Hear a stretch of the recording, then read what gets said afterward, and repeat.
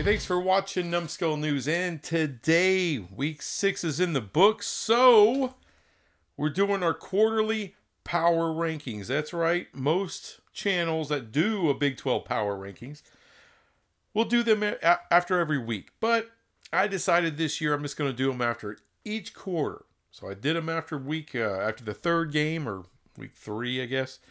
Now, after week 6, I'm doing the second set.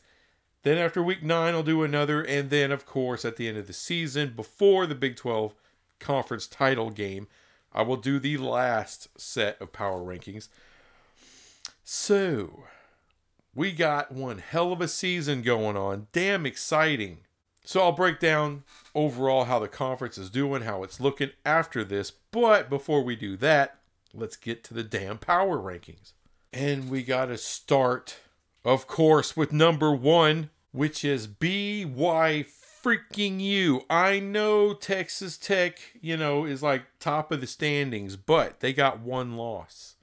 I know they got as many wins as BYU, but I don't have them as high because they have one loss. However, if you look at BYU, they kicked the living hell out of Kansas State, which is amazing. And they beat SMU on the road.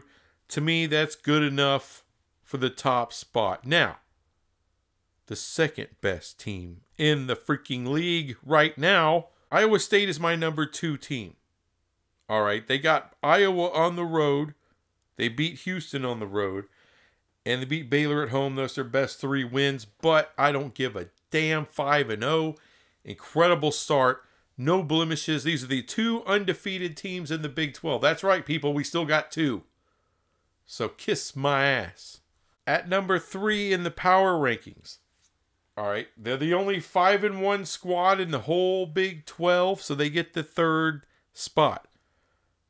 Having a freaking fantastic season. As much shit as I've given Texas Tech, I got to give them some props. Arizona on the road. They got the win. Arizona State at home.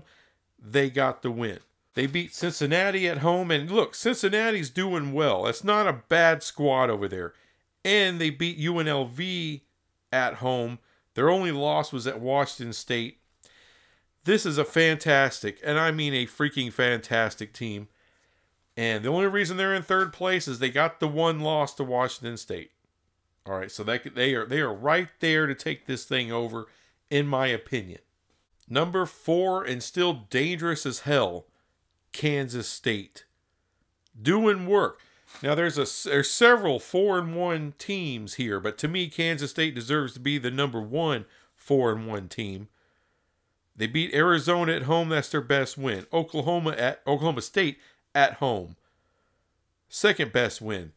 Tulane, they got on the road. And by the way, the 4-1 squads is how I'm going to judge them. The best 3 wins and their loss. What does that look like? Their loss, Kansas State, they lost to BYU on the road. They got smoked 38-9. But beating Arizona at home, Oklahoma State at home, and Tulane on the road. And Tulane is having a fantastic year too. They've beaten some heavy hitters. And it looks like Oklahoma State's going to have some problems. But K-State is for real, people. They're absolutely for real. On a down year, they're still an 8-win team the last several years. The year before that, they won the Big 12. So this squad is way legit. Good enough to me for the number 4 spot in the power rankings. At number 5, it still has to be Utah. This is a really, really good team. Their only loss is Arizona at home. Arizona got them. Arizona's still a good team, y'all. This isn't BS. Now, their best win is still that Oklahoma State win in Stillwater. Still got to give them credit for that. Remember, Oklahoma State was undefeated at that time. And I know Oklahoma State has not won a game since, but I'm sorry.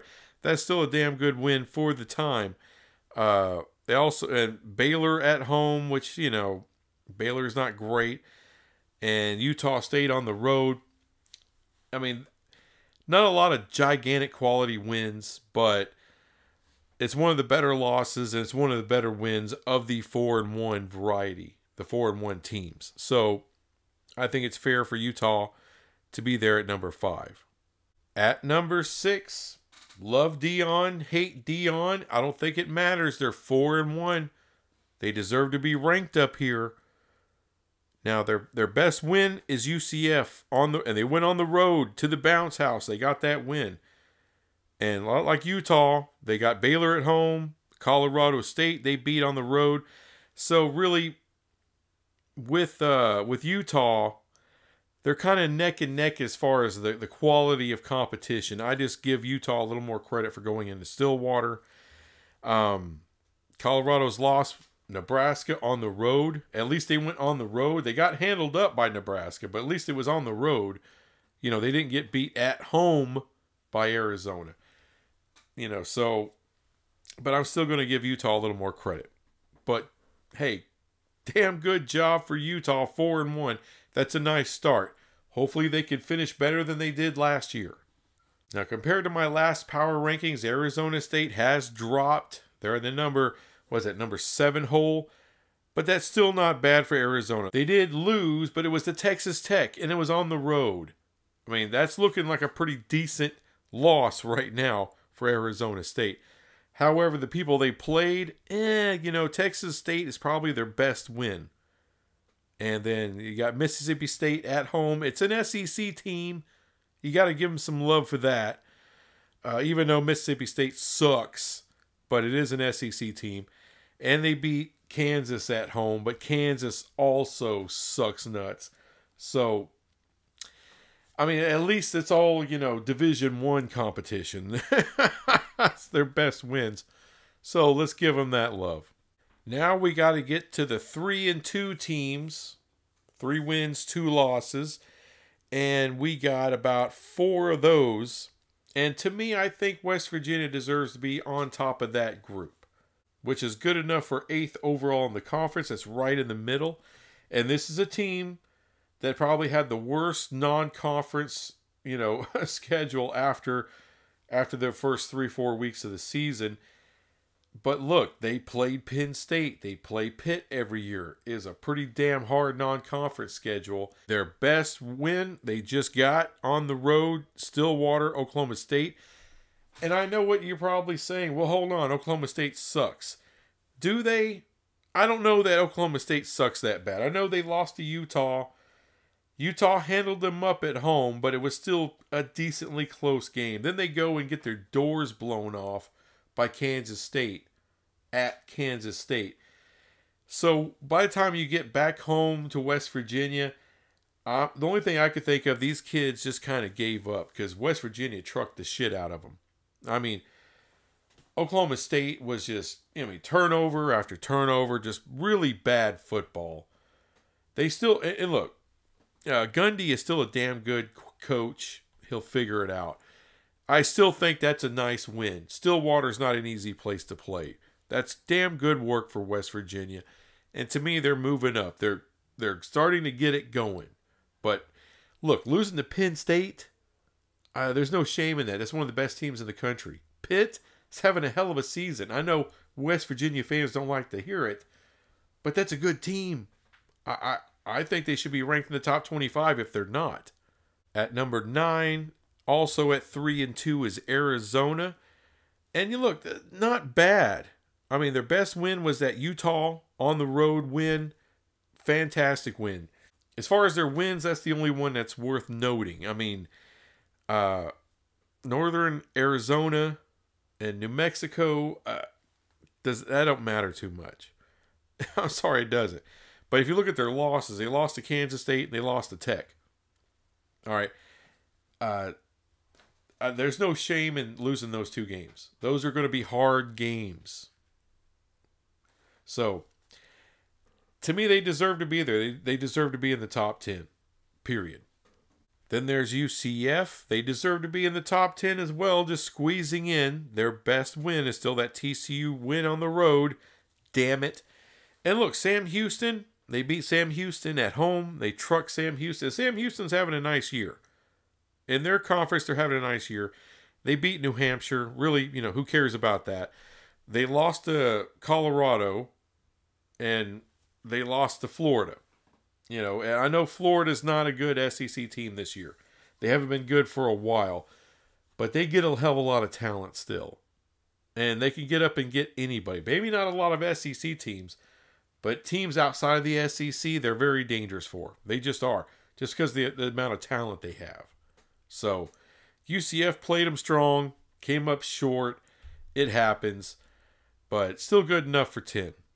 At 11 is Cincinnati. Let me tell you something about Cincinnati. Do not write off Cincinnati. They're 3-2. They're going to make a bowl game. Their second year, they're making a bowl game. They're making strides. Satterfield is better than you think. He recruits better than you think. Now, I'm not saying this is a world beater team right now, but they play tough. Their best win was at Houston. They beat Miami of Ohio on the road. Big deal. They beat Towson. Okay, but they're beating who they're supposed to beat. If they're supposed to be a half-assed decent team. This is a bowl team, I'm telling you right now. They lost a heartbreaker to Pitt. They should have had it. It got away from them. And they got beat by Texas Tech. It happens. That's a damn good team this year. So, those two losses don't look that bad. I'm sorry. Cincinnati's coming. I like this team. They're not done. Now, some people may want to put Oklahoma State lower than number 12. I'm not going to do it. They're 3-3. They're 3-3 on the season. And like I said before, look at their losses: Utah, Kansas State, West Virginia. That's a murderer's row. I know they're expected to do better than 0-3 through that stretch. They absolutely are. They came up short. But those three teams, that is nothing easy. I know West Virginia came into their house and killed them and crushed them. That's not supposed to happen. I get it. But you could easily go to Kansas State and get your ass whooped. Again, I know it's not supposed to happen. But that's a murderer's row of teams. Now, if you look at Oklahoma State, their best wins is Arkansas at home. That's their best win still. And that's looking pretty good. Arkansas is not a bad team. We thought they were just going to be a doormat in the SEC. They're a little more than that, folks. They're a little bit more than that. Tulsa on the road, yeah, whatever. They're expected to beat them. And South Dakota State, I know it's one of the best of the FCS, but it's still FCS. But look, they're going to be out of the conference title picture more than likely with Oklahoma State.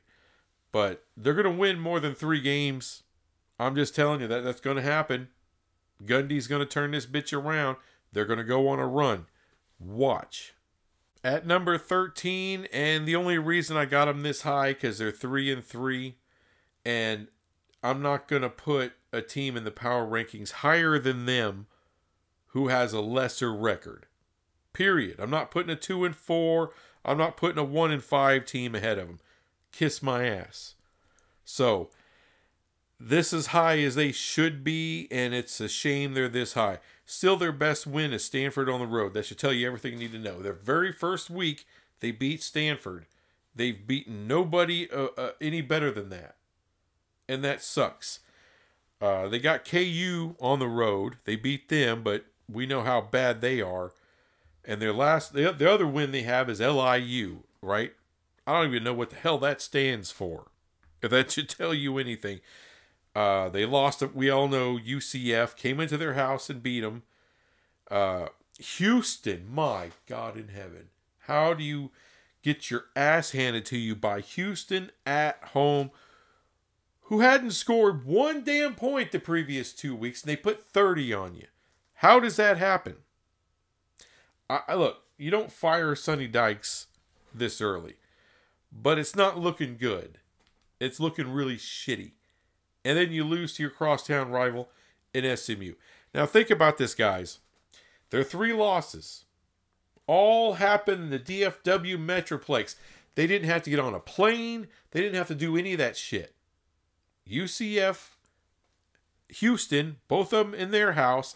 SMU, at SMU. Dude, that's a bus ride. It's a 30-minute bus ride from stadium to stadium. From campus to campus is 30 minutes. They didn't have to leave the Metroplex, and they lost all three. Unacceptable. I know I shouldn't have TCU ranked above Houston, but Houston's 2-4. I'm not going to put them above a 3-3 team in the power rankings. I'm not going to do it. Now, the way they're looking, I mean, they kicked the shit out of TCU. They'll blow past them soon enough. They did their quarterback change. It seemed to have worked. Good job. Their lone wins, TCU and Rice. And then 4 other losses. So, is this a bowl team in Houston? No, but neither is TCU.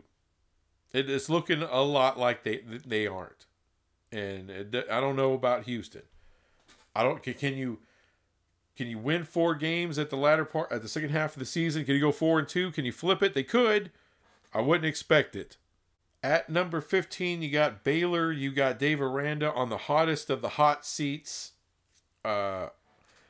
Just like with Houston, do I expect them to turn it around, go 4-2, and get to a bowl game? I don't. And if they don't get to a bowl game, I don't know how the hell Dave Aranda has a job after the season.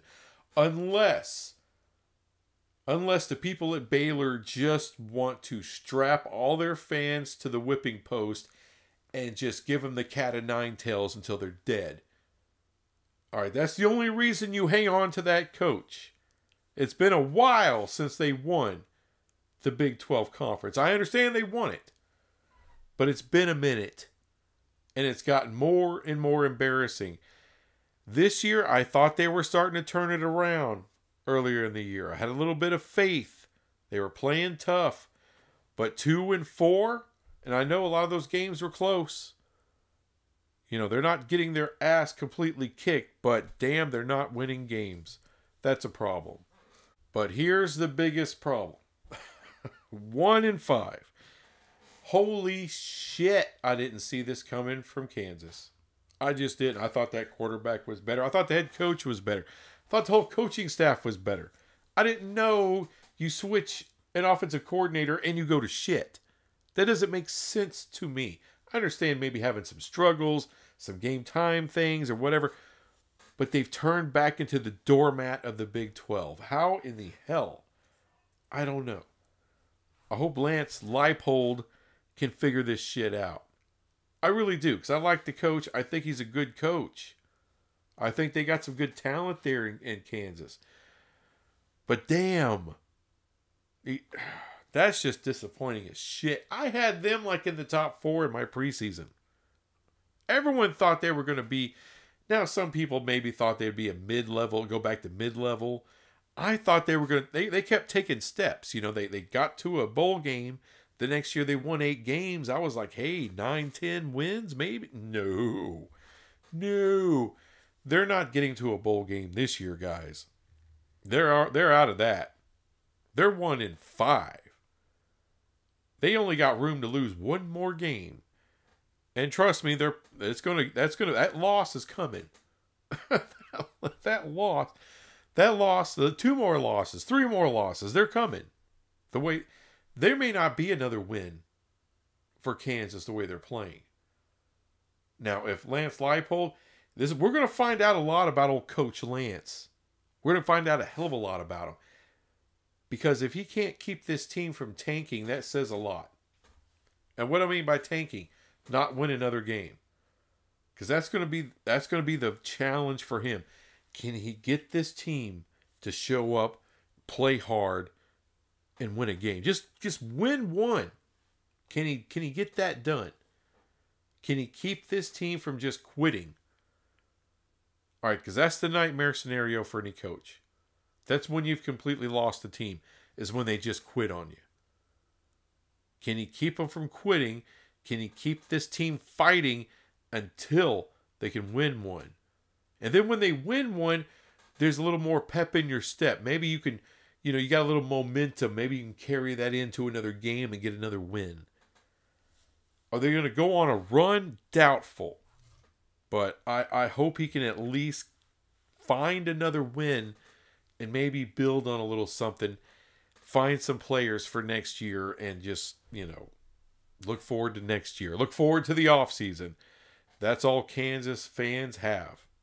Is hopefully they can recruit some good guys in the portal. Hopefully there's some talent they can keep from entering the portal, yada, yada, yada. But right now, it's just dead man walking in Kansas. It's embarrassing. It's shitty. That sucks. But, look, on the bright side, it's good for Kansas State fans. That's all I'm saying. They're loving it. So there we go, folks. Power rankings after week 6. And I'm going to do them again after week 9. Hopefully by then, maybe Kansas has another win. Maybe. Maybe TCU will have another win. Maybe they can figure it out. Maybe Oklahoma State will do the crazy turnaround that they're known for. Maybe that happens. I don't know. Will we still have 2 unbeaten teams? I don't know. But how does the whole conference look? Let me give you that. So, you got everybody but 3 teams that are at least 500 or above. That's 3-3 or better. You got 11 teams that are above 500 right now. That's outstanding for the midpoint. It's what you need. As I said, we got 2 unbeaten teams. You got 1 5-1 team in Texas Tech, which is outstanding. You got 4 4-1 teams. You got 4 3-2 teams. So this conference is strong this year. It just is.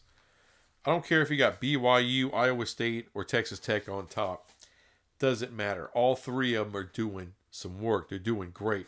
There's several other teams doing great. This conference is completely 100% up for grabs. There's not a Texas. There's not an OU. They're like, oh, just wait. No. It's anybody's.